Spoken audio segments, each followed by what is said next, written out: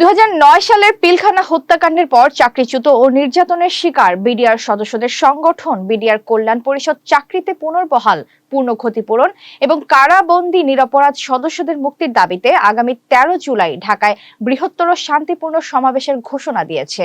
মোহাম্মদ শাহজালাল ভুঁইউজ্জ্বলের তথ্যচিত্রে বিস্তারিত।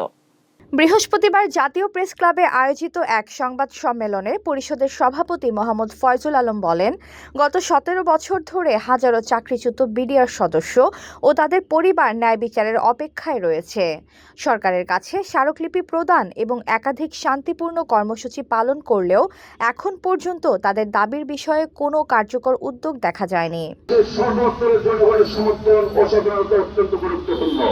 তাহলে আমরা সরকারের প্রতি দৃষ্টি আকর্ষণ করে বারবার চেষ্টা করেছি, সরকার গুরুত্ব দেয়। ঘরে বা ইন্ডাস্ট্রিতে মেঘনা স্টার কেবলস, বিশুদ্ধ কপারের নিরাপদ কেবলস, আপনার নিরাপত্তার সঙ্গী। সংবাদ সম্মেলনে সংগঠনের পক্ষ থেকে দুটি প্রধান দাবি তুলে ধরা হয়। প্রথমত, বিশেষ আদালত ও সামারি ট্রায়ালের মাধ্যমে চাকরিচ্যুত সকল বিডিআর সদস্যকে চাকরিতে পুনর্বহাল, বকেয়া বেতন ভাতা, পদোন্নতি ও পূর্ণ ক্ষতিপূরণ নিশ্চিত করা। দ্বিতীয়ত, নিরপরাধ কারাবন্দী বিডিআর সদস্যদের নিঃশর্ত মুক্তি এবং তদন্ত কমিশনের প্রতিবেদনের ভিত্তিতে প্রকৃত অপরাধীদের দ্রুত আইনের আওতায় এনে দৃষ্টান্তমূলক শাস্তি নিশ্চিত করা।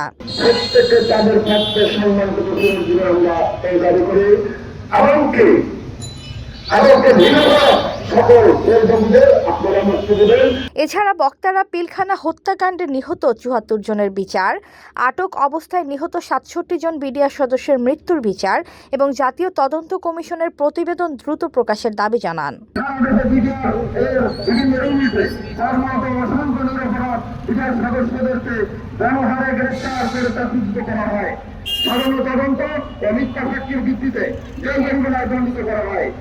HPL uPVC pipe and fittings, শক্ত, মজবুত ও দীর্ঘস্থায়ী, এক পাইপে জীবন পার।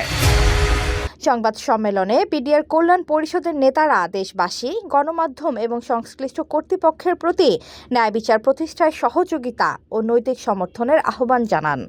এতক্ষণ আপনাদের সাথে ছিলাম তামান ইসলাম তন্নি। প্রতিদিনের নিউজ আপডেট পেতে আমাদের সাথেই থাকুন।